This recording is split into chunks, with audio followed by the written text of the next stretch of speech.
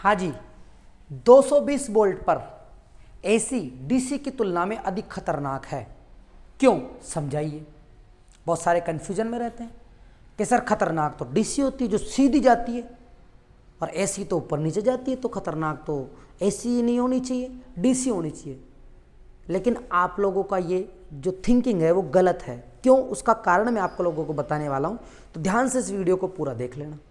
देखो, 220 वोल्ट बोला गया है, और 220 वोल्ट जो होती है वो हमारे घरों में आती है, ये आप लोग ध्यान लेना।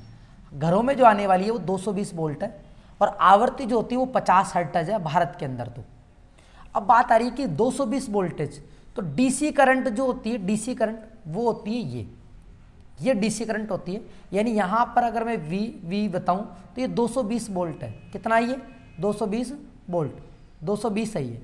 और एसी की अगर हम अपन बात करें तो एसी करंट का जो ग्राफ आता है वो ऐसा आता है, एसी करंट का ग्राफ। यानी ये समय है और करंट है, तो अधिकतम जो मान आ रहा है, अपन बात करते हैं यहाँ पर, ये अधिकतम मान होता है जिसे अपन आई नोट बोलते हैं। क्या बोलते हैं? आई नोट। अगर वोल्टेज की बात करें तो ये वी नोट हो जाएगा। अधिकतम शिखर मान क्या हो जाएगा? वी नोट हो जाएगा। और ये जो है ये भी वी के अंदर ग्राफ है। किसके अंदर है? वी के अंदर। तो हमारे घरों में जो 220 वोल्टेज आती है वो वी आर एम एस आती है, ना कि वी। क्या आती है हमारे घरों में? V R M S. अब आप सोचोगे सर ये वी आर एम एस क्या है? वी आर एम एस का मतलब है कि प्रत्यावर्ती वोल्टता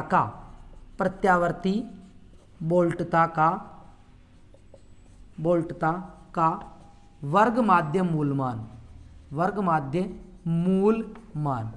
तो आर बोले तो रूट, आर बोले तो होता है रूट, एम बोले तो होता है मीन आप पता ही है, एस बोले तो स्क्वायर, एस बोले तो क्या होता है?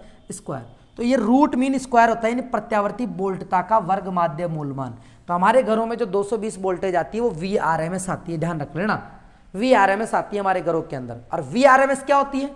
वी आर एम एस और वी नोट, ये जो वी नोट, अगर मैं यहाँ पर वोल्टता का तात्कालिक मान का समीकरण लिखूँ तो वो होता है वी बराबर V naught sine omega T. ये पता होगा, ये नहीं पता है जिन बच्चों को 12th क्लास वाले होते हैं उनको पता होता है कि ये वाला कोण ओमेगा टी होता है। तो साइन के साथ में कोण आता है, तो कोण को अपन क्या लिखते हैं? Omega T.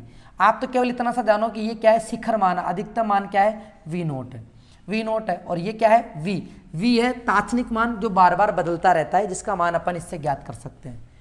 हमने एक संबंध स्थापित किया कक्षा 12th के अंदर कि वी आर एम एस जो होता है संबंध, यानी वर्ग माध्य मूलमान वोल्टता, प्रत्यावर्ती वोल्टता का वर्ग माध्य मूलमान शिखर मान का √2 होता है।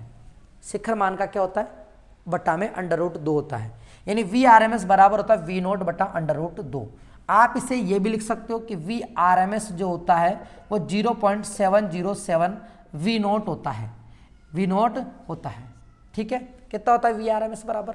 वी 0.707 कैसे आया? 1/√2 को अपन हल करेंगे तो ये मान आता है, आपको ये याद रखना होता है।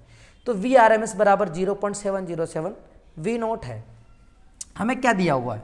अब हमें शिखर मान पता लगाना है कि ये वी नोट का मान कितना है। तो इस समीकरण से देखो, वी नोट के गुणा में ये है तो इसको भाग में भेज दो, तो वी नोट बराबर आ जाएगा वी आर एम एस, और गुणा में है तो ये भाग में आ जाएगा 0.707। वी नोट का मान हम पता लगाएंगे, वी आर एम एस का मान कितना है? 220 वोल्ट, 220 वोल्ट।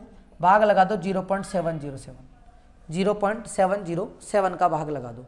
अगर आप 220 के अंदर पॉइंट में अगर कोई मान इसका भाग लगाते हो तो मान कितना आता है? पॉइंट उठाओगे, तीन कितने यहाँ पर? 1 2 3, 3 नंबर है, तो 3 नंबर के पॉइंट उठा रहे हो तो 3 जीरो ऊपर लग जाएंगे, 3 जीरो ऊपर लग जाएंगे। अब 220 इसके अंदर आप 707 का भाग लगाओ, तो 707 का भाग लगाओगे तो इसका मैं आपको बता देता हूँ हल करके, 311 वोल्ट आएगा। कितना आएगा? 311 वोल्ट। इसका मतलब प्रत्यावर्ती वोल्टता जब चलेगी तो शुरुआत में तो धीरे धीरे बढ़ेगी, अधिकतम मान जो आएगा उसकी वोल्टता का वो 311 आएगा।